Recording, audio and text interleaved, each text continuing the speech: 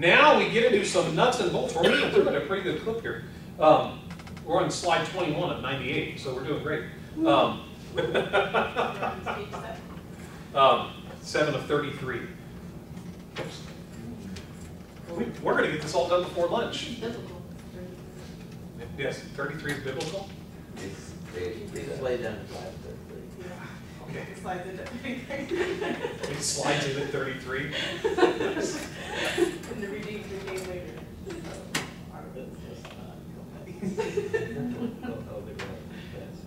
Wow. Okay, so administrative core competencies. So this is when we get to some nuts and bolts of things that we need to be aware of in the administration of a church. The administration of a church. The administration of an organization. So these are things that we need to think through. These are things that you need to be aware of as you're working on your project. So let's talk about the first one, budgeting. Everybody loves money, don't they? What's the process? Who's involved? How do you set a budget? Financial advisor person? So it's the role of one person? Well, no, like here at Bethel, they have 3 people. You have Paul, Greg, and Jada. Greg and Rajeka are accountants. They merely count the budget. They don't do anything for setting. Now Paul, he's our stewardship stewardship director. But actually, in our situation, setting the budget occurs by the executive leadership team in conjunction with Paul. So Paul helps us have the real numbers, but each church is different. We set the budget as a staff, but the budget has to be approved by the board, because that's the board's role here at Bethel, is fiscal oversight. They have fiscal responsibility to what we do. So what's the process? Who's involved? Setting the budget. What's the current situation? What's the potential? So where are you guys at financially? This is why we have to know. We have to measure. And what's the opportunity that we have in the future? We made a mistake a few years ago, one of the churches on the staff at, where the church had experienced the most tithe and offering that it has ever experienced in its life. And the next year, the budget in the staff that set the budget projected a 4% growth in income, which was a phenomenal growth. 4% is incredible. And it didn't happen. So they had to start cutting programs. They had to start cutting people because of poor projections. Because a 4% growth is phenomenal. And really, now in church world today, financially, I mean, even if you do a cost of living adjustment, typically it's a 1 to 2% increase for cost of living. So as a church, 1 to 2% is a fairly safe, conservative number, unless you're just seeing some phenomenal things. But this is where here. Where are we at currently? What's the potential? These are things we have to consider in the budgeting process. And in church world, do you know how you can tell what matters to a church? What they spend the money on. What they spend their money on. What they spend their money on. So that's why a lot of churches, some of the modern movements of churches nowadays, they are they're anti-building. They're anti. We've got a great building here. We really do, but we've got a $65,000 a month mortgage payment too. So, which is down. When I first got here, the mortgage payment was like $108,000. So we've refinanced to where it's only $65,000. But yeah, well, yeah. I mean, it's a big mortgage payment. So this building, the building makes it possible to do a lot of ministry we do. But imagine what kind of ministry we could do without $65,000 a month mortgage payment. So, yeah, I'm not bemoaning having a building, but these are the things that you have to evaluate as a church. What matters? What doesn't matter? Pretty sure any church that had an extra $60,000, was it a month or a year? For mortgage? Yeah. $60,000 a month. Pretty sure they had that. They were like, let's build a building. They have a lot of money. It's kind of like a backwards thing. Well, and that's what got us into where we're at now. It was in a different financial history for Bethel at that point. Bethel's seen a significant transition over the last 10 years. So, I mean, it was one of those things that Evaluating what matters. Quit hitting the button, Spencer. What controls exist? How do we manage the budget? Is there a purchase order process? Is there an approval process? Or can just anybody spend what they want to spend? Here at Bethel, I can approve up to $1,000. Pastor Glenn's the only one that can approve anything over $1,000. But the executive leadership team can approve up to $1,000. Purchase orders have to be signed by direct reports to Pastor Glenn, so that's Pastor Charles, Lacey, myself, Paul. The other pastoral staff, they still have to run things through their supervisor in order to be able to purchase. Why? To make sure that we maintain control. Because in years past, nobody that's currently on staff did this, but in years past, there were those that if they had $250 worth of spending approval, they would buy something that was $1,000 and break it into 4 purchase orders.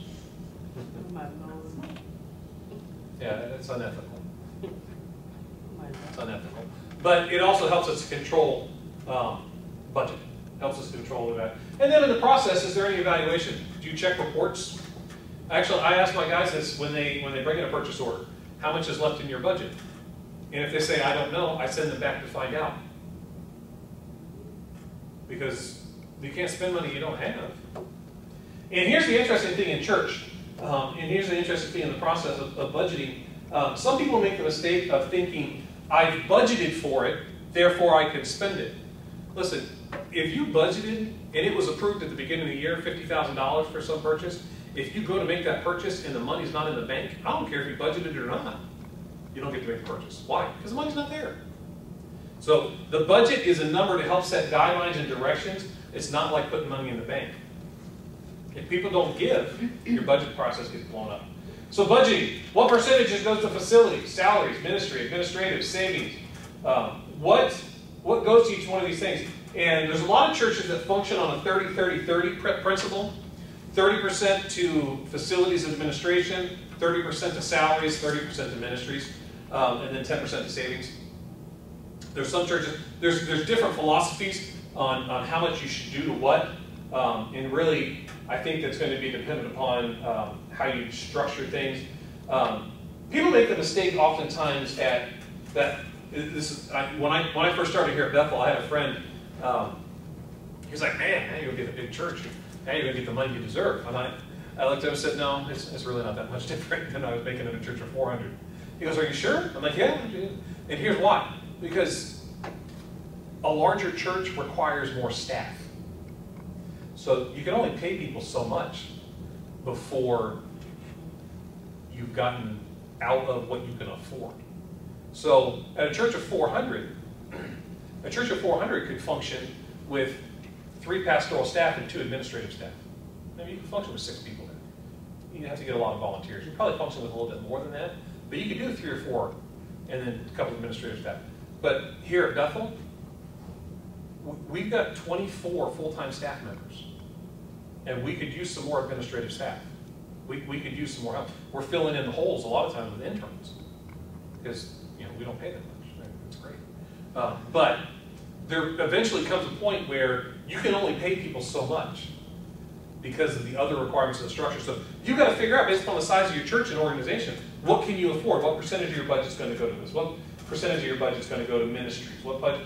And so these are things to evaluate. That's part of the reason why we refinanced as a church, because when we were paying $108,000 a month to our mortgage, that was over $1 million a year to a mortgage, which at that time it was over 25% of all of our, so 25 cents of every dollar went to pay the mortgage, and it actually was more than that by the time we were done. So we refinanced so that we would free up money to be able to pay for ministries and other things. Because the building's not going anywhere. So what's it matter if we pay it off in 7 years or 30 years? It doesn't. So. Doesn't it cost more money to pay it off in 30 years? It does. But it frees up more cash flow to be able to do ministry now. Yeah. An unfortunate trade-off. It is. But it's one of those things of we had to make the evaluation of, because the mortgage was set, it was a 7-year mortgage, and it wasn't going to be paid off at the end of the 7 years at the rate that we were paying it off anyways. So we did the refinance to free up money for ministries, because if we can get more people in and we can increase the income, then you can increase the payment. And so as opposed to, I forget what the actual percentages of what we dedicated to it, but let's say we decided 10% of the budget is going to go to pay the finance, based upon a $3 million income. So that means $300,000 a year is going to go to to pay the mortgage. That number is not actually right, based upon what we're doing. We're just using hypotheticals right now. So let's say we decide 10% is going to go to mortgage, but we increase the income from $3 million to $6 million. Same 10%, but now you've gone from $300,000 to $600,000. So that's why when you set those percentages, you decide. So that's why part of the reason what we did as a church is we decided we're going to keep this. We wanted to keep the mortgage at this percentage, and if we can increase income, we can increase expenditure to the mortgage by increasing the number of people that are giving. So yeah, and that's really the goal that we want. We want to be able to set percentages, not necessarily specific dollar figures, based upon income levels, so that we can understand that as we bring more people in, these areas continue to get attention and growth. And if we can eventually get to the point where we pay off the mortgage, Pastor Glenn shared a couple weeks ago that if we could get everyone to tithe, everyone that calls Bethel home, if we can get everyone to tithe based upon the average income in Hampton, we'd have a $5.7 million a year income as opposed to 2.8, and we'd be able to pay off the mortgage in 4 years. What if, right? Do you include like your entire congregation in that number, or just like things? That right there for the attendance, or for the average income in Bethel. So we did by families. Okay. Yeah. The average income in the average income in Hampton by individual is $37,000, but by household it's like 56, 51, 56, something like that. So it was based on family. So in our budgeting, what percentage goes to? Cuts, adjustments, increases, monitoring. This is the other questions we have to ask. What are controls? We had it on the last slide. But what are the controls that we have to have in place? Our purchase order system is a control. Our monthly evaluation is a control. Our accounting department is a control that we have. It's that way we can make sure that we're not going crazy. It's the same conversation. If you don't have the money in the bank, guess what? You can't spend the money. If you want to learn this real good, go to work at a smaller church where 100% of the budget that you have to spend, you have to raise. I spent 5 years at a church like that. So every department was like that. The only money we spent was the money that we raised. And not to pat myself too hard on the back, but children's ministry was the only department of that church that ran in the black. I made money every year. I'm a pretty good fundraiser. So, but these are things that we have to figure out and learn in the process of budgeting. Otherwise, you can only expend more money than you bring in for so long before somebody comes and takes your building and tells you you have to stop. And the other important thing to recognize in this is the money of a church is not yours. It's not your money. You're taking people's tithes and offering to God and utilizing it for the ministry of the church. It's not yours. And so we have to steward well what God has given us. This is what administration is for. So in the budgeting process, these are things we need to determine. In the financial management, how do you manage your contributions and profit centers? Using Bethel as an example, we have several profit centers. We have a bookstore, actually that's gone now, cafe, preschool, we have Bethel School of the Arts, media sales. What financial controls do we have for that? How do we measure contributions? How do we track receipts, registrations, deposits, credit card? Who can have a credit card? Who can have a credit card at the church? I've been at churches that they've got themselves into significant trouble because even though they had purchase orders and they had a process for making expenses, they also distributed credit cards to the entire pastoral staff. And some of the pastoral staff were really good at managing receipts and turning in purchase orders like they were supposed to. And then others were really, really bad at it. And the church found themselves thousands and thousands of dollars in debt because people hadn't followed the appropriate procedure, but also because there was an individual in the accounting office that was willing to make adjustments to credit limits without approval. So they could call and say, hey, I need you to put the credit limit up at $5,000 because I need to make an expense. And the accounting department did. And so they found themselves thousands and thousands and thousands of dollars in debt because they didn't have the appropriate controls. They didn't have the appropriate controls. Yes, ma'am? What is the, who's allowed to have a credit card at Bethel? No one. We have a debit card. That's all we have. We've decided, we made a decision to not go with credit cards. So, and it has, what it's done is it has really, it's inconvenient at times for those that want to make purchases, but it has helped us maintain a greater level of control. Yeah. It really does. So, yeah, that's where we're at currently. I'm pushing a little bit. I'd love to have the executive leadership team to have credit cards. It makes, I mean, I went on I had a class trip. I had a trip for my class to San Diego. By the time I was back, I had almost $2,000 worth of reimbursements that were owed to me because I had to just foot the bill myself and the church paid me back. But I would rather not have to do that. So, but these are all questions that you have to answer in the administrative process. A good accountant would help you think these things through. A good business administrator would do these things for you. But there are, there's a wonderful website. It's worth knowing. Church and Law is a great thing to know. Another name that is great to know, just write it down, Richard Hammer. Richard Hammer. He is the legal counsel for the Assemblies of God. It's on the tapes, on the videos. Have you seen him? Mm-hmm. He's an alien, isn't he? Yeah. He's weird looking. He knows a lot, though. Oh, he does. He has a law degree from Harvard. Here's the funny thing about Richard Hammer. He is in the top 1% of the President's Fitness Challenge in the country. He has the largest privately owned telescope in Missouri.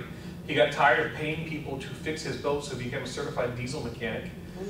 He has a number of pictures published in astronomy magazines because of his telescope. He is like I said, he's a law degree from Harvard. He's a CPA.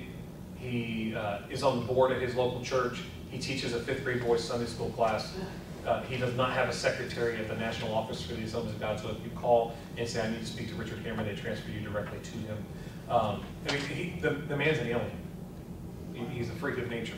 But he's brilliant. But he's got a website, Church and Law. It's got a lot of great resources. A lot of church insurance companies, like Brotherhood Mutual would be a good example.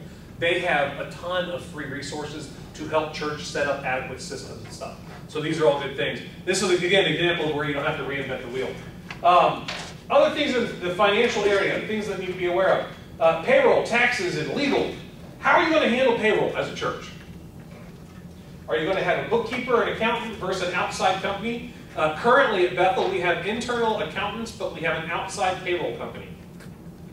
So we don't handle our own payroll. We have somebody else to do it. What's the management software you're going to use? You're going to use QuickBooks. You're going to use, we use ACS, which is All Church Solutions. There's Fellowship One. There's multiple solutions out there for accounting. Depending upon the size of your church, is really going to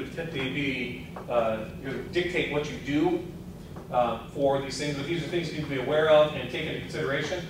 Taxes. Everybody loves taxes, don't they? No, they don't. They don't. Non-ministerial. So here at the church, we have employees that are just straight up employees. Candace, administrative staff. These are all examples. Aaron. They are treated like a regular employee. Although, understand this: churches do not contribute to unemployment tax or to unemployment. So if you get fired from a church, you don't get to go to unemployment. So that's why a lot of churches give severance packages when they let you go. But how do you handle non-ministerial taxes? How do you handle ministerial taxes? Housing allowances, typically speaking, a housing allowance is set by the minister. So like each year I get to set how much I'm going to designate for my housing allowance. Now it's part of my salary, but of X number of dollars that I make every year, X number of dollars is determined as my housing allowance. as non-taxable income. And you can also do the same thing with business expenses. I'll give you a great example. The first church I was on staff at, Brainerd, Minnesota, my salary was $28,000 a year. Coming out of college, that wasn't bad. We're talking 1999. So between my housing allowance, which I had my rent payment was $500 a month for a huge 2-bedroom apartment in this house. It was ridiculous. I had an entire second floor to this house.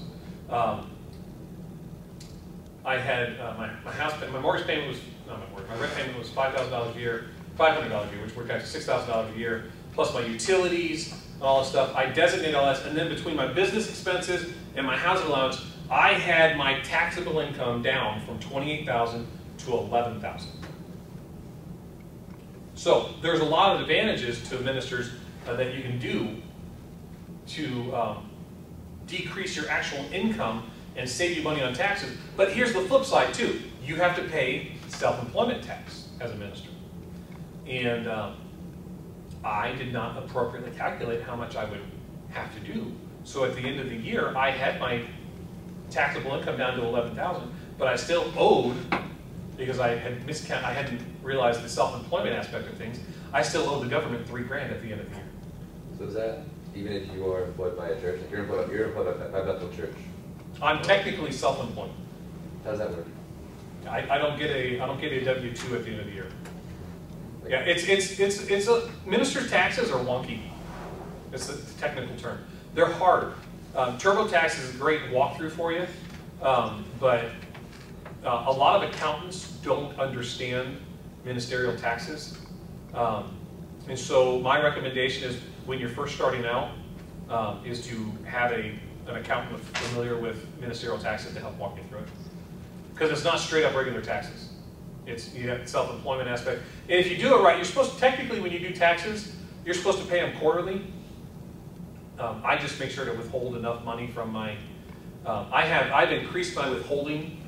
I've increased my withholding so that it covers what I'm going to owe at the end of the year, and so that it also covers, because my wife works from home, so she's self-employed also, so that it covers her taxes also. So I have, I've designated about 30% of my salary to be withheld to cover the taxes necessary. So yeah, it's interesting. But these are things that you need to be aware of, and these are things. Ministerial housing allowance and business expenses, that process is actually not that hard. It just has to be acknowledged by your church board. And so these are things to be aware of, things that we understand in that process. Administrative core competencies, talking about financial management. Conducting an audit with an outside auditing firm is an important job. It's an important process. In a smaller church, they don't do it frequently. In larger churches, actually in the 5 years I was on staff at a church in California, they never did an audit, which was a horrible, horrible idea. But just a great illustration of why audits are important is because a friend of mine on staff at a church in California, new senior pastor came on staff, church of about 2,500. They decided to do an audit, and they found that over a 4-year period of time, a business administrator had stolen $500,000 from the church. The administrator was no longer there, but they did prosecute. But they had done it over several years, and a single audit would have caught it if they had done one annually. But the former senior pastor hadn't done one. So when the new senior pastor came, requested an audit, they found it, they prosecuted, and yeah, they'll never recoup the money. Yeah? How does an audit actually work? Do they just go through your finances and look for stuff? Or they review receipts, they review income, expenses, they also, one of the things an audit also does is that it evaluates the controls that you have in place to help avoid financial challenges and stuff. I never actually participated in the actual conducting of an audit, but Bethel just had their audit done last week. We do one every year. And so that's why you hire an outside firm. It's another form of control. Okay. That way, I mean, to do an internal audit, yeah, if the person doing the internal audit is on the team that's crooked, you're still hosed. And it sounds sad to say this, but There are people that steal from churches. Yeah. You know, that's why we background check everyone that counts money. Because they're going to have the opportunity every week. So you heard April, May, a Saturday and Sunday offering from Lakewood, Joel's, his church, was stolen. Yeah, I remember that. So, And now all those people won't get their blessings. but think about the amount of income that was lost. The amount of, not just income, but the amount of money that was taken. So I can tell you from Bethel's average offering in a week is, depending on the week, first Sundays are always higher than any other Sunday. It's between $40,000 and $80,000 a week. Now, most of that's not cash. Most of it's, and since I've gotten here, we've transitioned to where like we had a couple dozen people giving online, to where now it's almost like 40% of our income is done through automatic deposits and online giving, that kind of stuff. But somebody could easily still walk away with $10,000 in cash on a week if you don't have the appropriate controls. And then if you have those that can funnel money out, it's easy to lose track of it. So that's why controls are so important. The pastoral staff here at Bethel does not have the code to the safe. We do not handle money. We do not handle offerings. I don't want to.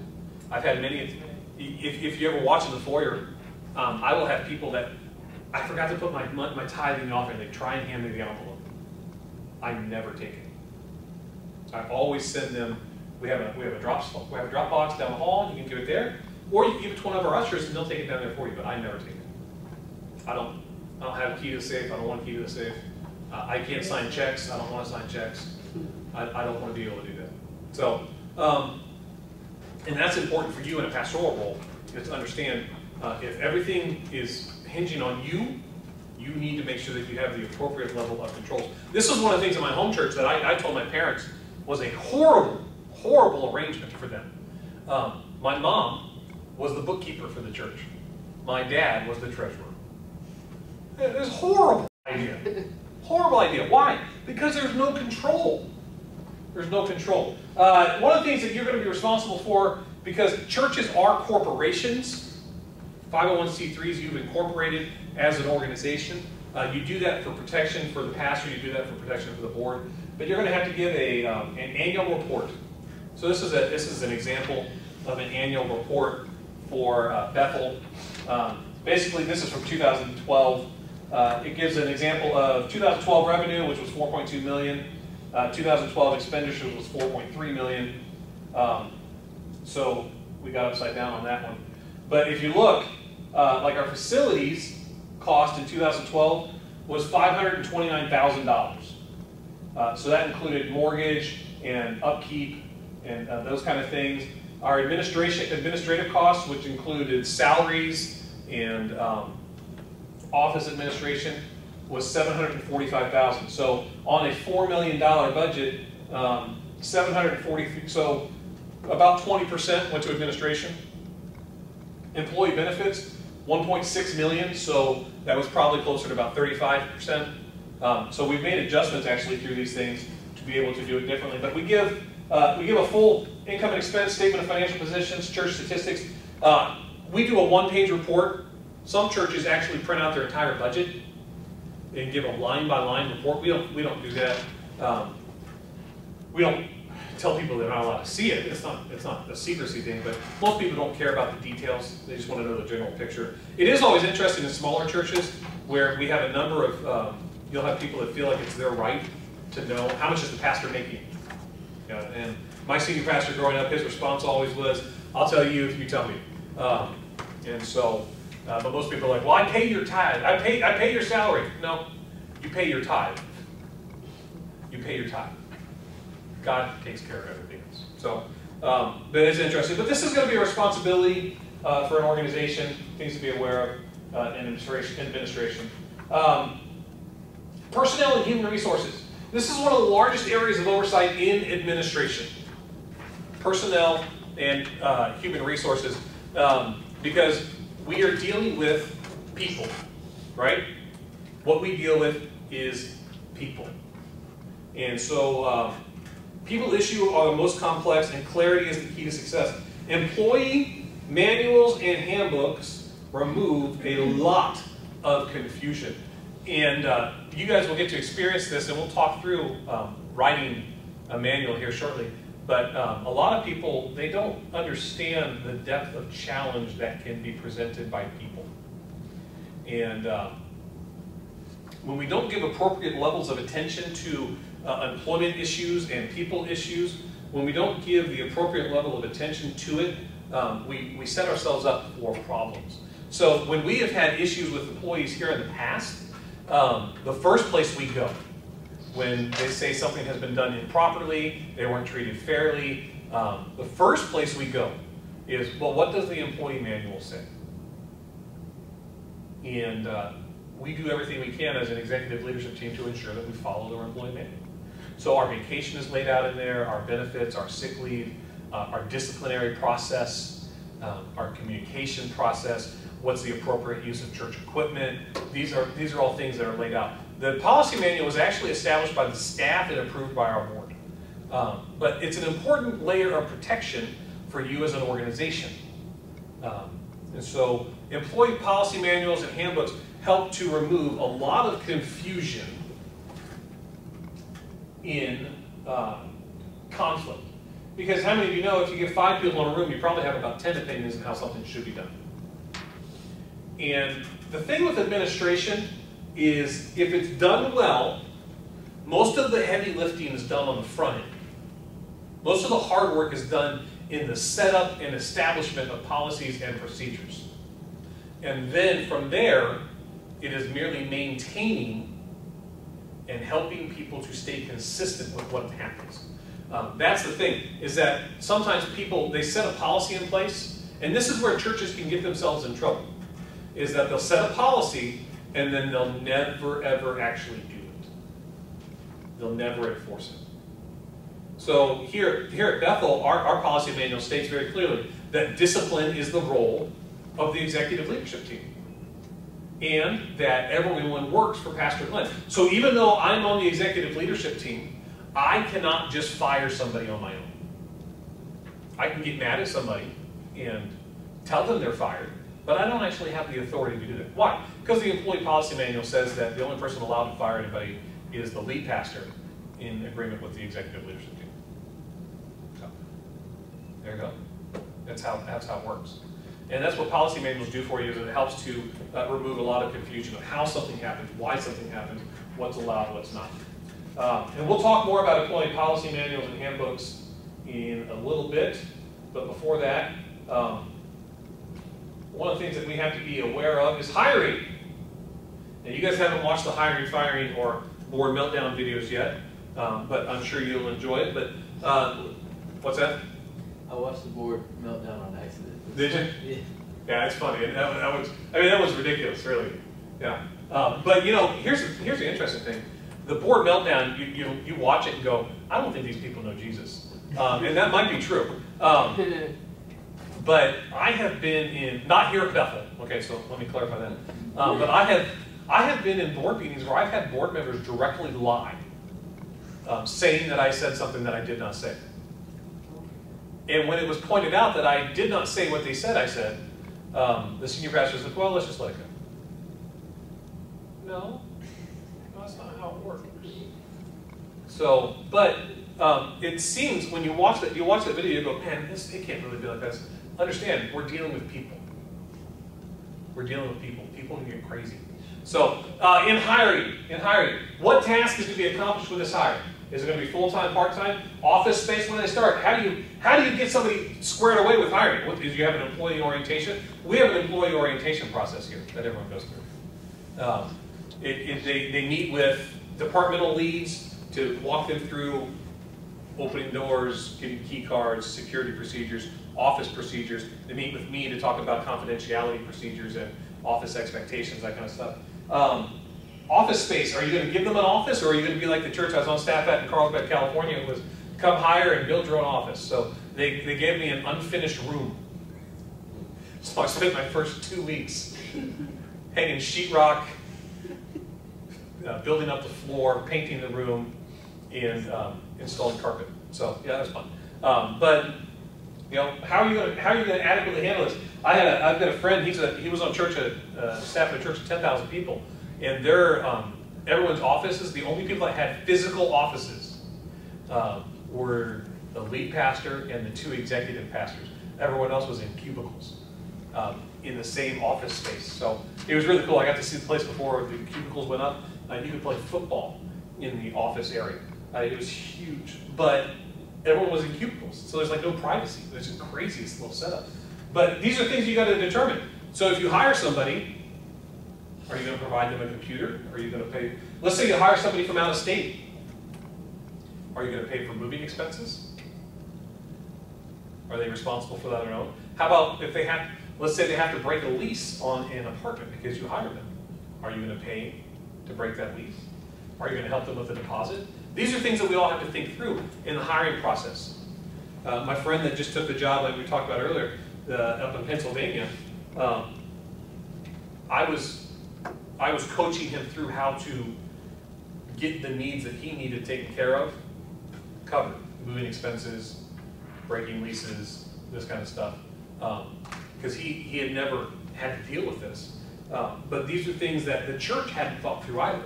And it's just a simple question of, okay, are you going to pay for me to move? Yes. Okay. Are you going to pay for me to rent a truck and load it myself? Or are you going to pay for movers? What's the budget? You know, these kind of things. And these are things that you as an organization will have to be thinking through. If you're ever a lead pastor, or let's say you're on a board member, you're a board or an organization, these are things you can help think through. Firing is always, firing is never fun.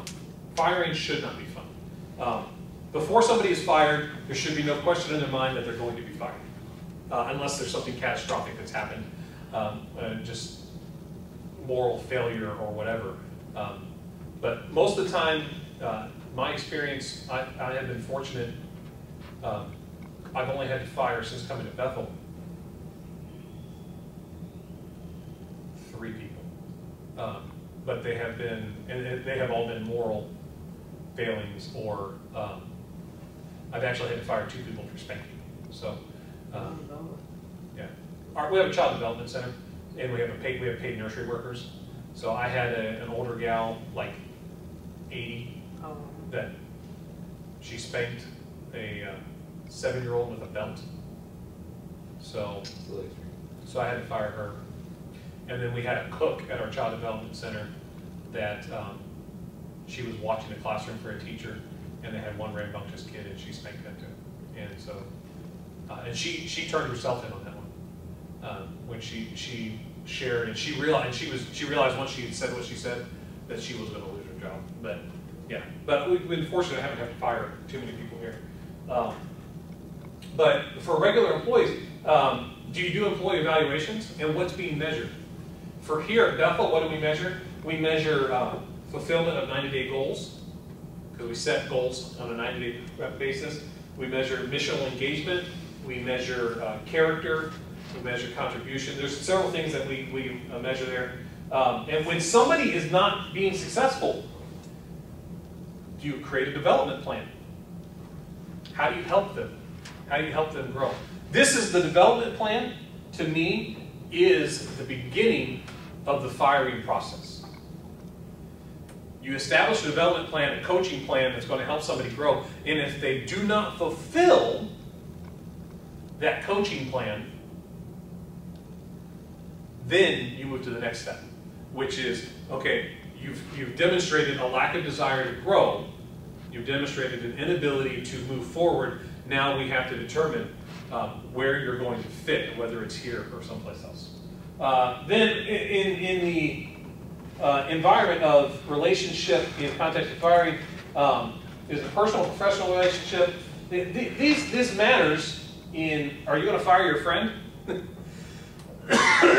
Leadership should be relational. You should have a good professional relationship with everybody, but if you can't have a good relationship with individuals, you need to really evaluate whether they should have been hired in the first place. And then once somebody has been fired or whether they have resigned, do you conduct exit interviews, which basically establishes why did they leave, do they understand why they've left? So if they've been fired, do you understand why you've been fired? That's the important question. Most of the time, we have separation agreements that we have individuals sign that basically state they understand why they've been let go, that their severance package is contingent upon them maintaining confidentiality. Failure to maintain confidentiality will constitute action on our part, these kind of things. Because our goal is to have a good separation with individuals. Unfortunately, it's not always possible, but exit interviews help you to establish clear expectations and understandings. So, any questions on hiring, firing? I had a question. Yeah. I want to start a whole conversation. Like, what is like the confidentiality agreement in the context of a church? Like, are there like church secrets? Confidentiality agreements in context of the church. Are there church secrets? Well, We don't really believe in the Holy Spirit. well, no, it's more as to process and procedural stuff. Confidentiality, you come across a lot of personal information for individuals.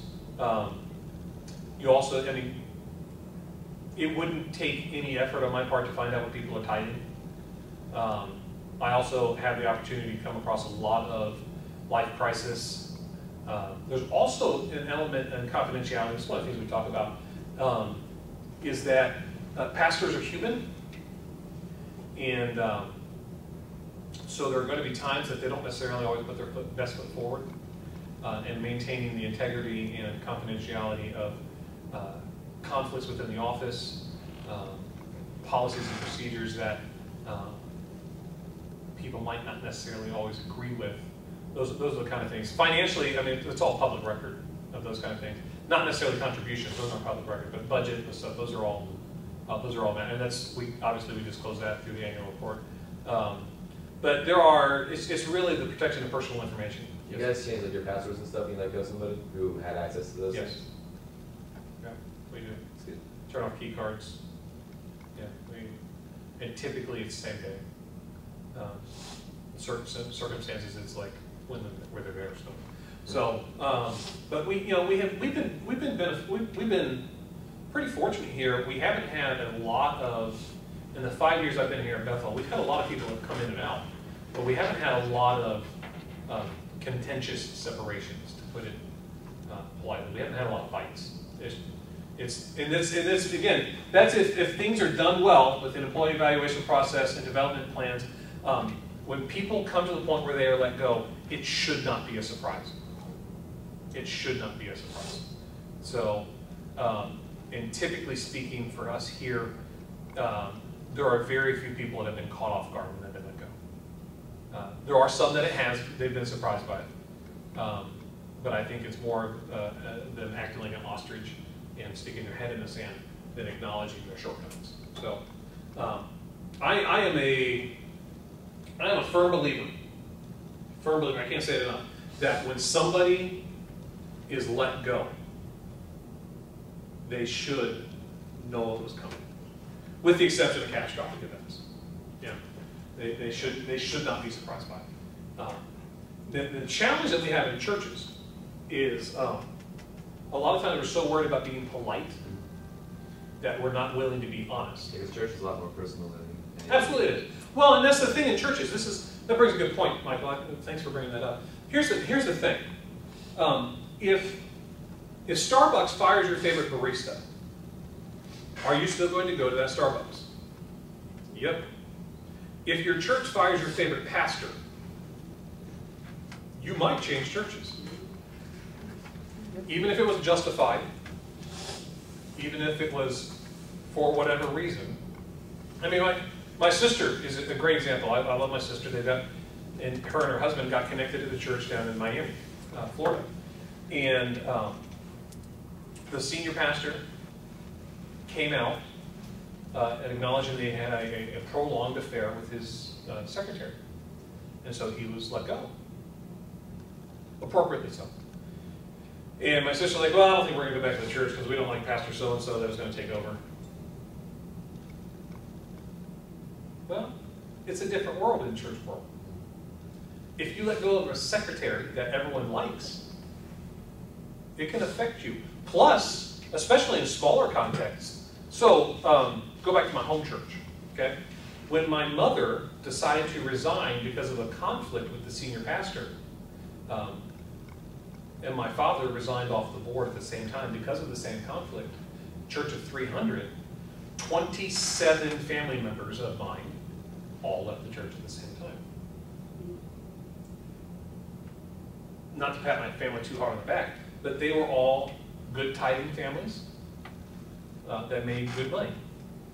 And so in a church of 300, their annual income is somewhere around the area of $350,000 to $400,000 on a good year, because your typical income is $100,000 per 100 people. Is typically your income. To lose, that constituted 7 good tithing families that were probably tithing in the range of $6,000 to $10,000 a piece.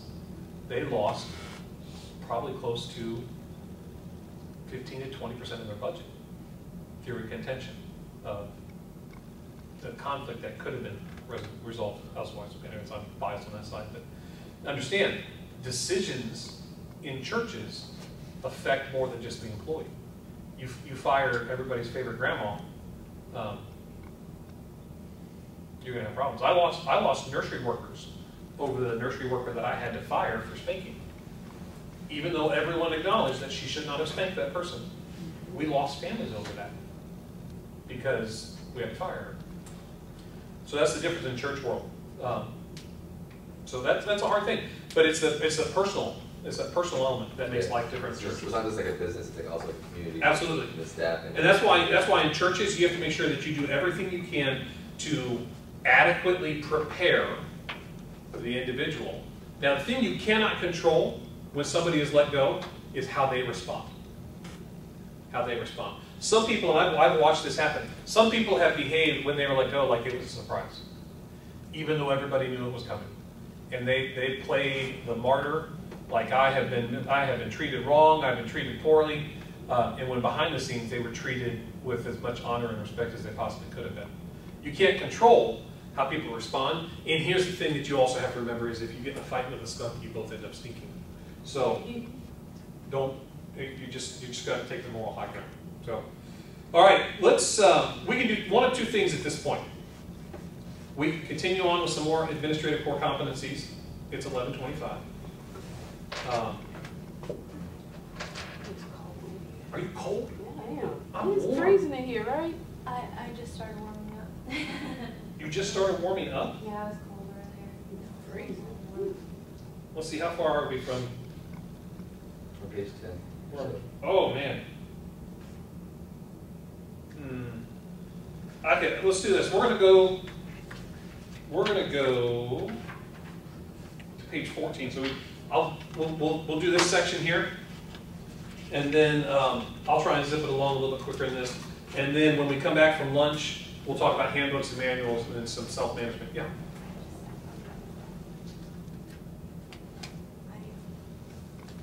There was a post that I didn't make by finish finding. I have to copy and paste it and post it on the form beforehand. That's what we're shooting for, but I'm not going to pause class for it. So, yeah. All right, so we're going to go through employee benefits and talk about some financial controls, and then we'll take a break for lunch here. So, these are things to consider. We're not going to discuss a whole lot of it, but these are things that you need to be aware of. Employee benefits. Insurance, you provide full insurance, you provide employee contributions. Here at Bethel, we provide full insurance. Employees do not have to make a contribution. Do you contribute to retirement? How about vacation? This is a great thing here, and other churches have started adopting the same kind of thing. Some churches, you start over new when you go there. It's like you start like you've never been at a church before. Bethel, praise Jesus, recognizes your time served to the Assemblies of God as a whole as a pastor. So when I started here at Bethel, I've been at Bethel 5 years now, but I started as though I had been on pastoral staff at Bethel for 12. So I actually started with as much vacation as I possibly could have, unless I became the senior pastor, which isn't my intention. How do you handle sick leave, holidays? What holidays do people work, don't work? I worked at one church, their holidays, it was like we worked at a bank. I mean, they closed anytime but Columbus Day. We took Columbus Day off. Who takes Columbus Day off at a church? Salary scale. This is an important thing to understand. I'm aware of a church where there was no scale for salaries. People were just paid whatever the staff, the lead pastor decided to pay them. And it actually ended up in that getting the church sued. Because the salary chart, or the salary rates was printed, left on a printer, and somebody saw that a brand new intern that was hired was being paid $60,000 a year. I want to go to that church. Yeah, for a white male was being paid $60,000 a year as an intern, and an African-American female that had been at the church for 15 years was making $22,000 a year. That individual that found out they were making so much less than the white male intern sued the church for discrimination and won. And they actually gave the court, what the court awarded them, they actually gave it back to the church. They sued for principal, and they were awarded appropriately. A salary scale avoids discrimination. We have one here at Bethel. Our salary scale is based upon position. Our classifications of employees, we have administration, we have administrative staff 1, administrative staff 2. We have directors. We have assistant pastors, associate pastors, executive pastors, lead pastor. We have, I said we have directors. We also have senior directors and eventually executive directors. And each one of those classifications has a very specific salary range. So an assistant pastor's salary range stops at where an associate pastor's salary range starts. An associate pastor's salary range stops at where an executive pastor's salary range starts. And so we have a scale on how things work. Why do we do that? So that way we are all within the range. And then education, time served, those all contribute into the salary range also. So, yeah. Can the lead pastor change the scale? I mean, can he, I mean, I know it's a guideline, right? But can the pastor go above that scale? The scale is set by our payroll committee, which was established by the board. So he cannot modify that scale. And the reason for that is to avoid discrimination. Yeah. Here's another thing in administration where churches get themselves in trouble. Legal questions. I just want to emphasize this here. You are not an attorney. You don't play one on TV. You don't know the rules. You don't know the laws. The laws vary state to state. So when presented with a legal question, let me give this recommendation. Get legal advice from whether it's an attorney that you retain, which here at Bethel we have an attorney. We pay him an hourly rate. We don't actually have him on retainer. But when we have a legal question, which I've used this many times, I've called Richard Hammer to ask him what we need to do legally. And he's been very helpful for us. Our separation agreement was drafted by our attorney. Same thing with our employee manual. It was drafted by us and then tweaked by our attorney to make sure everything we had was appropriate and not discriminatory. So you are not an attorney. Other things we have to be aware of with facility. These are just general areas, and we'll go through this kind of quick so that we'll go through our drinking through a fire hose phase. Facility. So if you're building a facility, location, location, location, where you're going to build it, be aware of zoning. Ironically enough, here as a church, we're not commercially zoned. We're not a commercial property. We're actually a residential property. Residential zone 3, I believe, is what we are. So that dictates what we can and can't do. Size, how big a facility you're going to build. We have oftentimes said here, we wish our sanctuary only sat about 1,400 instead of 1,900 because you get a better feel when you have that kind of congregation. How are you going to use the facility? Are you going to have specific designated space? Or are you going to have multi-purpose facilities where multiple things can use it? Everyone always wants dedicated space. It's not necessarily the most cost effective. It's not necessarily the most cost effective. Parking, what are the requirements? Bethel gets away with, since we are such an old facility here, it's been around forever, our sanctuary seats 1,900 people, we have 785 parking spots. That doesn't meet code, but we are lucky in that. The classroom space, how are you going to design it? What's your auditorium? You have a kitchen. Every church has a kitchen, don't they? Because you can't meet together without having food. Usage policy. Are you going to rent it out? How do departments schedule? Is it first come, first serve? Or do you schedule by importance and priority? Fees, hours. Here's the best question in any church building. Who unlocks it? Oh my gosh. Who unlocks it? Well, here's John Jennings. And I say praise Jesus for John Jennings. Because I have been in churches where it was a rotation of the pastoral staff. You were responsible on Sundays for opening and closing one Sunday a month, and inevitably one of the other people forgot, and since I lived next to the church, inevitably I would have to go do it.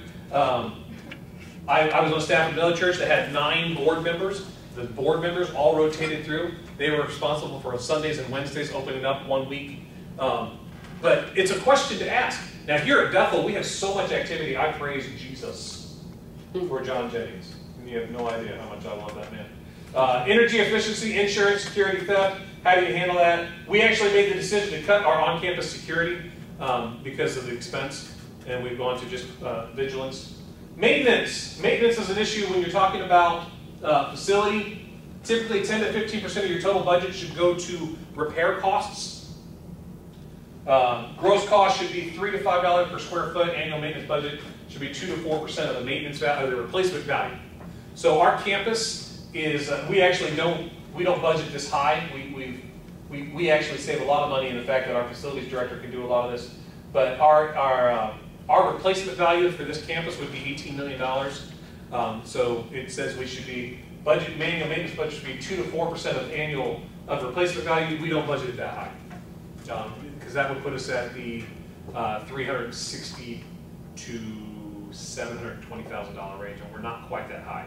We're more about the $300,000 is what we budget for annual maintenance.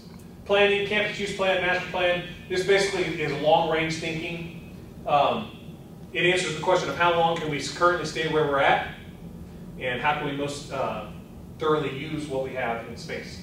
How do you handle weddings, funerals, for members, non-members? Is it priority versus first come, first serve? We schedule here by priority, not first come, first serve, which means somebody might already have a room booked, but if we decide that there is something that needs to happen in that room first, we will bump individuals, and that's an understanding that we have with anybody that schedules our building. And so some people think they can just, I got to the calendar first, it's mine, and that's not how it works. Because we're not pirates. So, other things we need to be aware of for administrative stuff. This is something that you'll want to consider addressing.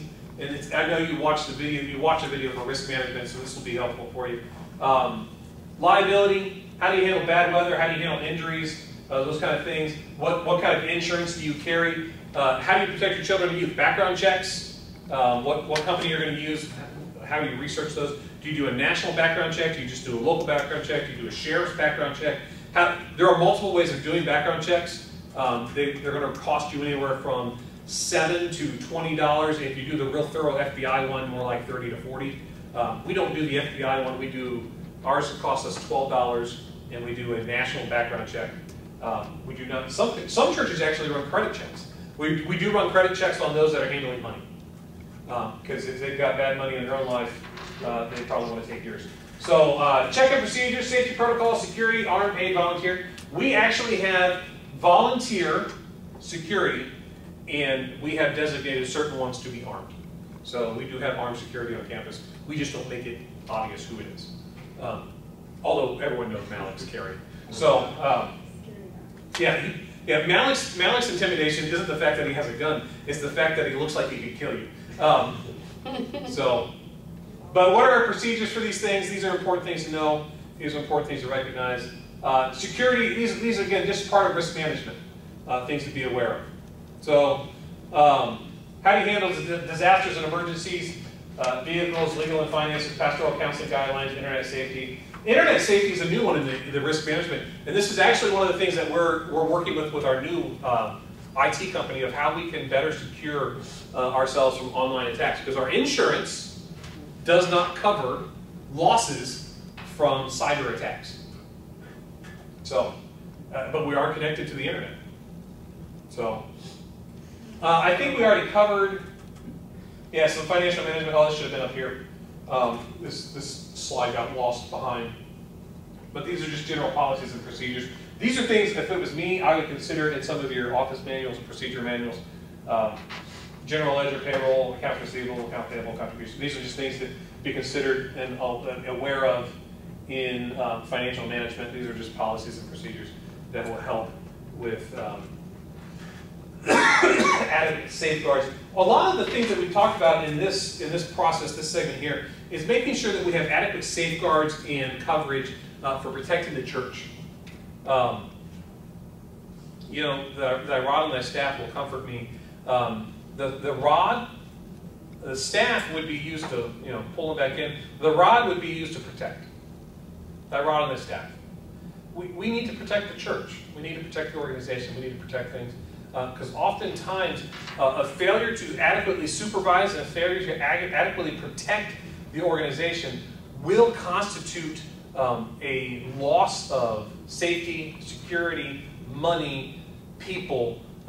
You know, I skimmed through it very quickly in the risk management section, but to talk through the devastation that is wrought on a church through one instance of molestation by a volunteer is hard to measure. Friends of mine were on staff at a church in San Diego. The church was still known in the community as, oh, that's the church where the boy was molested. I was on staff out there in the early 2000s. The molestation happened in the late 70s. And by people that were in the area, they were still known as the church where that molestation happened.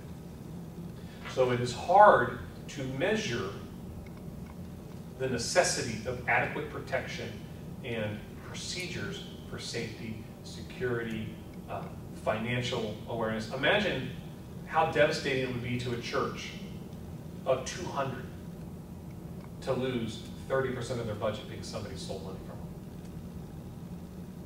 But it's not unreasonable to see that happen without adequate procedures. Go back to my home church. As much as I love my parents, as my mother being the bookkeeper and my father being the treasurer, there was all sorts of opportunity for something to happen, and there was no safeguard there.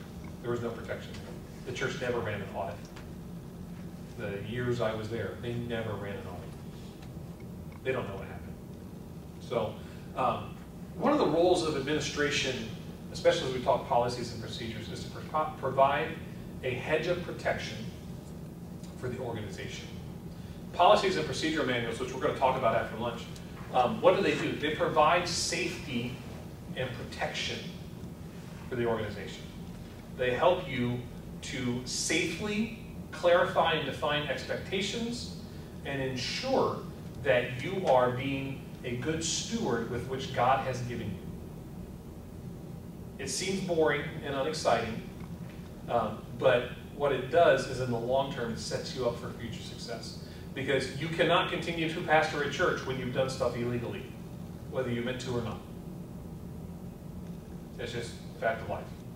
That's why you're not an attorney is an important reminder, because you're not an attorney.